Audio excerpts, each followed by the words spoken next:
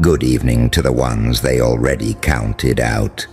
Good evening to the ones who had to smile with a shaking jaw, text back with steady hands while your chest was on fire, walk into rooms acting normal when your whole inner world was ripping itself open. Good evening to the ones they called unstable, too much, too emotional, too damaged, too intense, too hard to understand. Funny thing is, the same people who laughed when you looked like you were falling apart never once considered the most dangerous possibility. What if you weren't falling apart? What if you were shedding skin? What if the breakdown they mocked was the exact moment you stopped playing nice? That's what terrifies people. Not your pain, not your sadness, not your tears. People can handle your pain when it entertains them. They can handle your struggle when it makes them feel superior. They can handle your confusion when it gives them a little ego boost, a little cheap hit of false power. But the second your chaos turns intelligent, the second your suffering starts becoming strategic, the second your silence starts meaning something, now they get nervous, because now they don't know what they're looking at. See, everybody loves the story where you crack. Everybody loves the version of you that collapses publicly, begs for understanding, explains yourself too much, tries to prove your worth to people who already made up their minds. That version is easy to control, easy to dismiss, easy to predict, easy to use. They know exactly how to deal with the person who keeps bleeding in front of them. Ignore them, gaslight them, push them a little further, watch them react, call them crazy, done, simple, but then something changed in you. Real quiet, real ugly, real deep. You stopped reacting the way they expected. You stopped explaining. You stopped trying to drag truth into rooms full of people committed to misunderstanding you. You stopped begging people to see your heart. And that's when the game changed. Because a lot of people think power is loud. They think power is slamming doors, screaming, making speeches, posting cryptic captions, throwing your whole nervous system onto the internet for applause. But real power? Real power is when your face stays calm while your mind is rearranging the whole board.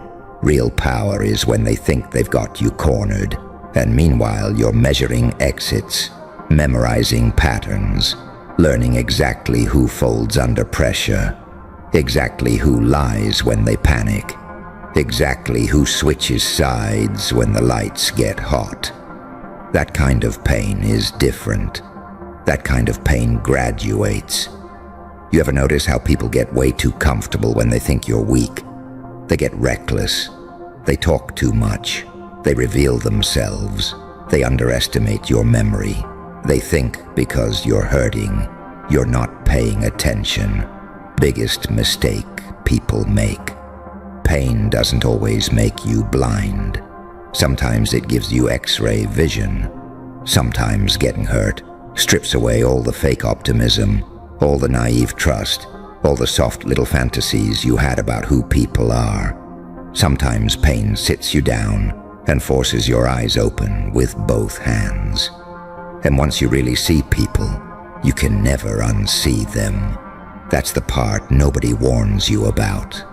Once you see the fake concern, once you see the manipulative compliments, once you hear the tiny disrespect hidden under jokes, once you spot the smile that comes with envy, once you notice who goes missing when you need them and who appears only when you're useful, once you learn that some people don't love you, they love access to you, once you learn that some people never supported you, they just enjoyed front row seats to your confusion, something in you gets colder, not empty, sharper. And that sharpness, that's where the danger begins. Because now your breakdown isn't just a collapse, it's data. Every tear told you something. Every betrayal showed you something. Every night you sat there with your thoughts racing at 3 a.m. Every time your stomach dropped because something felt off. Every time you replayed a conversation and realized, hold on, that wasn't love, that was control. All of it was building something inside you, something ruthless, something disciplined, something patient. And patience is terrifying when it belongs to somebody who finally has nothing left to prove. That's you now. You're not desperate for their approval anymore. You're not starving for their validation anymore. You're not trying to convince blind people to appreciate the view. You learned the hard way that some people need your confusion to feel powerful. They need you doubting yourself. They need you emotional, scattered, impulsive, easy to bait. They need your heart open and unguarded so they can keep slipping their hands into it like it's public property. They need your softness without your boundaries. They need your loyalty without your standards. They need your forgiveness without your memory. But then you did the one thing they never planned for. You remembered. You remembered every weird vibe, every promise that expired the second it became inconvenient. Every time they switched up and tried to make you feel crazy for noticing. Every time they moved shady, then acted shocked when you pulled back. Every time they drained your energy, then accused you of being distant. Every time they used your pain to make you look unstable, why they played innocent. And now they're confused because you don't move like prey anymore. That's what this is really about. Not revenge in the cartoon version people like to talk about. Not some dramatic movie scene where you announce your transformation with a smirk and a monologue. Real life doesn't work like that. Real life is quieter, colder, more surgical. It looks like boundaries. It looks like delayed responses. It looks like silence where there used to be emotional access. It looks like watching people tell on themselves while you say almost nothing. It looks like not interrupting when liars get comfortable. It looks like no longer correcting people who insist on misunderstanding you. Let them. Let them build confidence inside a false story. Let them relax inside their own arrogance. Let them think your stillness means defeat. Some traps don't need ropes. Some traps are just time. Some traps are just space. Some traps are just letting people reveal exactly who they are without saving them from themselves. And that right there, that's a level of self-control most people never reach, because most people cannot sit with pain long enough to turn it into power. They need instant relief, instant reactions, instant noise, instant dopamine, instant chaos. That's why they crash into the same walls over and over and call it bad luck. They never slow down enough to understand the pattern. But you got dragged into the dark long enough to study it. You got left alone long enough to hear your own instincts clearly. You got betrayed enough times to stop confusing hope with wisdom. So now when someone tries you, you don't always explode. Sometimes you just take one step back and watch.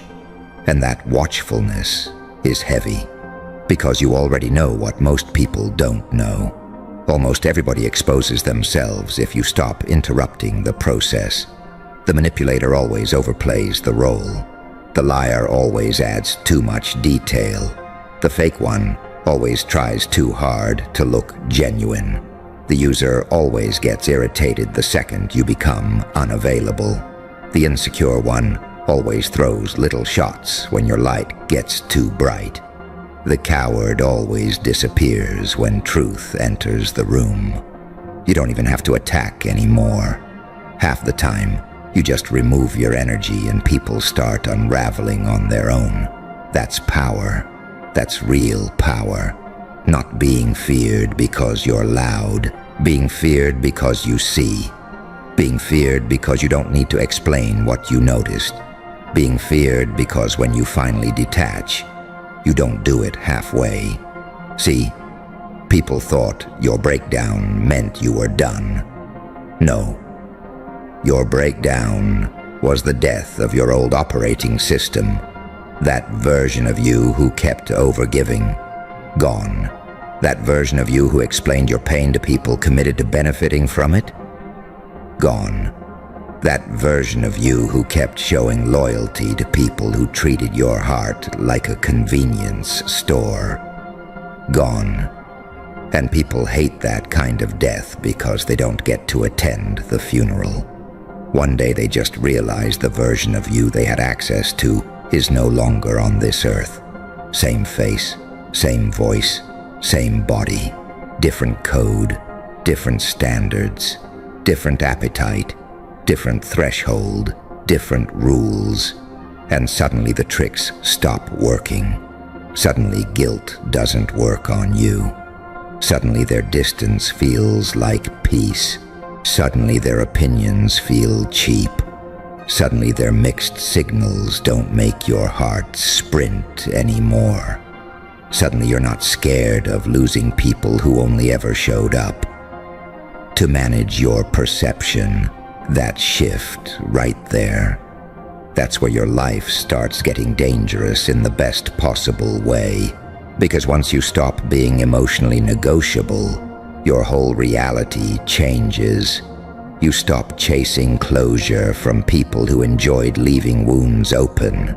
You stop asking for honesty from people who built their whole personality on performance. You stop trying to save connections that only survive when you abandon yourself. You stop calling self-betrayal being understanding. And then something wild happens. Your energy comes back. Not all cute and soft. I'm talking predator energy, focused energy, locked-in energy. The kind of energy that wakes up and says, I'm done making myself smaller so shallow people can feel tall. The kind of energy that says, I know exactly what I survived, and I refuse to let that pain die meaningless. The kind of energy that builds in silence while everybody else is still gossiping based on an outdated version of you. That is why the ones who underestimated you start getting uneasy. Because the image they're using to judge you is expired. They're laughing at a person who no longer exists. They're talking slick about a version of you that already burned. They're still playing checkers with somebody who learned how to weaponize patience. And patience hits different when it's backed by discipline. You want to know why some of the strongest people move weird after they've been broken? Because they understand timing now. They know the first reaction is rarely the smartest one. They know emotion can be honest and still be strategically expensive. They know not every truth needs to be spoken immediately. They know some battles are won by giving the other person exactly enough space to expose their own weakness. They know that every clown eventually trips over their own shoes if the stage is left open long enough. So when they say, you changed, yeah, of course you changed. Fire changes things. Humiliation changes things. Disrespect changes things. Having to rebuild yourself in private while people kept expecting you to entertain them with your pain changes things. There is a kind of loneliness that doesn't just hurt you. It trains you. It teaches you how to hear what isn't being said. It teaches you how to tell the difference between somebody who misses you and somebody who misses controlling the version of you that had no boundaries. It teaches you that not everybody deserves a reaction just because they know how to provoke one. It teaches you that your attention is expensive, that your presence is expensive, that your softness is sacred, and once you know that, You stop handing yourself out like a free sample to people with dirty hands. Now let's get brutally honest. Part of what made your breakdown so powerful was this. It forced you to meet the side of yourself you used to fear. The side that can live without applause. The side that can sit alone. The side that can walk away while still loving deeply. The side that can feel rage and not waste it. The side that can turn heartbreak into structure. The side that says, I'm not here to be liked anymore. I'm here to be real. That version of you is hard to manipulate because it already lost the fantasy. It already watched the mask slip. It already saw what people become when you stop being useful, easy, emotional, available. And after you've seen that, you stop negotiating with nonsense. You stop dressing red flags in poetic language. You stop romanticizing your own disrespect. You stop saying, maybe I'm asking for too much, when all you wanted was basic decency. No, you were asking the wrong people. Big difference. And once you understand that, you stop shrinking your standards to keep access to low-quality energy. That's the calculated part. The world saw a mess. What they didn't see was your mind collecting evidence, your spirit adapting, your instincts getting louder, your tolerance getting lower, your loyalty getting more selective, your silence getting more expensive. The world saw emotion. What it didn't see was refinement. You were cutting dead weight, cutting fake hope, cutting old patterns, cutting the need to be understood by people who benefit from misunderstanding you. And every cut hurt. Of course it hurt. Growth that doesn't hurt is usually just branding. This was real. That was ugly. This was the kind of transformation that happens with swollen eyes, with unanswered questions, with rage in your throat, and no audience to clap for your resilience. This was the kind of transformation that makes you question your own mind before it remakes your whole life. And the reason it matters is because fake strength can't survive real pressure. Only the real stuff survives when nobody's watching. That's you, still here, still breathing, still building, still carrying things that would have folded weaker spirits in half. And don't get it twisted. Surviving didn't make you soft in the way they hoped. It made you selective. It made you precise. It made you less impressed by words and way more interested in patterns. Anybody can say, trust me. Anybody can say, I got you. Anybody can say, I'm different. Cute. Show me consistency. Show me action under pressure. Show me who you are when you don't get your way. Show me who you become when my boundaries inconvenience you. Show me who you are when I stop chasing, stop explaining, stop fixing the vibe for everybody. That's when truth shows up.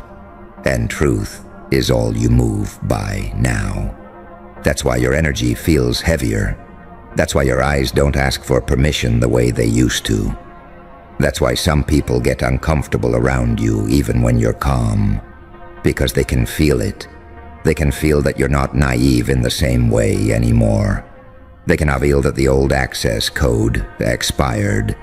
They can feel that the person they used to emotionally toy with is gone. And some of them are mad about it. Good. Let them be mad. People get furious when your healing interrupts the role they assigned you. When your boundaries ruin their convenience. When your silence denies them drama. When your growth exposes their stagnation. When your discipline makes their excuses look childish. When your self-respect kills the version of the story where they still had influence over you. That anger, let it sit with them. You have bigger things to do now. You have a life to build with the pieces they thought would stay broken. You have a mind to protect. You have standards to enforce. You have instincts to trust. You have dreams that require a version of you who no longer leaks energy into places that can't hold it. That's another thing nobody tells you. The real comeback isn't always flashy. Sometimes the comeback is emotional sobriety. Sometimes the comeback is not replying. Sometimes the comeback is going to sleep in peace. Sometimes the comeback is making money in silence. Sometimes the comeback is becoming unreachable to the chaos that once had your full attention. Sometimes the comeback is looking at something that used to destroy you and feeling nothing. That nothing is not emptiness. That nothing is freedom. That nothing is your nervous system finally refusing to worship what hurt it. And that freedom scares people who thought they had a permanent rental property in your mind. They never expected eviction. Too bad. You're not a place people get to wreck and revisit whenever they feel bored. You're not an emotional gas station for people who only show up empty. You're not a lesson people get to learn at your expense forever.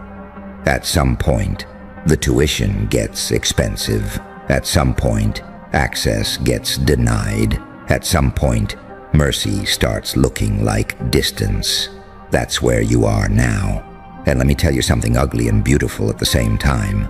The same pain that almost took you out also introduced you to your next level. Not because pain is romantic. Not because suffering is cute. Not because getting broken is noble. No. Because you made a choice inside the pain. That's what matters. You chose not to waste it. You chose not to let betrayal turn you into a clown begging at locked doors. You chose not to let heartbreak make you pathetic. You chose not to let disrespect define your worth. You chose to study what happened. You chose to tighten up. You chose to stop bleeding on people who handed you the knife. You chose to become the kind of person who can feel deeply without becoming easy to destroy. That is elite. That is rare. That is terrifying to anybody who still thinks your kindness means you can't become dangerous, because they still don't get it. You didn't become heartless. You became harder to fool. You didn't become evil. You became unavailable for nonsense. You didn't become cold for no reason. You became cold where heat was being exploited. There's a difference. And mature darkness understands the difference. Mature darkness doesn't throw tantrums. It doesn't need a crowd. It doesn't need validation. It doesn't post every move. It doesn't overshare the blueprint. It just moves. Quietly, cleanly, with intention. That's why the people who wronged you start feeling weird even before you do anything. Because energy shifts before reality catches up. They can feel your detachment. They can feel your respect withdrawing. They can feel that your mind is no longer available for easy manipulation. They can feel that your pain no longer makes you predictable. And unpredictability? That's where fear lives, especially for people who built their confidence on your old patterns. So let them wonder. Let them read your silence and get nervous. Let them notice you stopped defending yourself. Let them realize they can't bait the same reactions out of you. Let them sit there trying to figure out whether you know. You know. That's the funny part. You know more than you say, more than they think, more than they're comfortable with. You know who switched when the room changed. You know who smiled and secretly kept score. You know who loved your presence but resented your potential. You know who only came around when you were bleeding and disappeared when you began to build. You know who confused your patience with stupidity. You know who thought your kindness meant lack of teeth. And now they're about to learn the difference between a person being nice and a person choosing restraint. Those are not the same thing. Restraint is expensive. Restraint is a weapon. Restraint means I could, but I'm choosing the timing. Restraint means I see enough to act, but I'm wise enough not to move sloppy. Restraint means I refuse to give my enemy the satisfaction of watching me lose discipline. That's the level you're stepping into. Not reckless revenge, refined power, not chaos for attention, chaos under control, not emotional collapse, emotional command. That's why your future is bigger than the people who doubted you.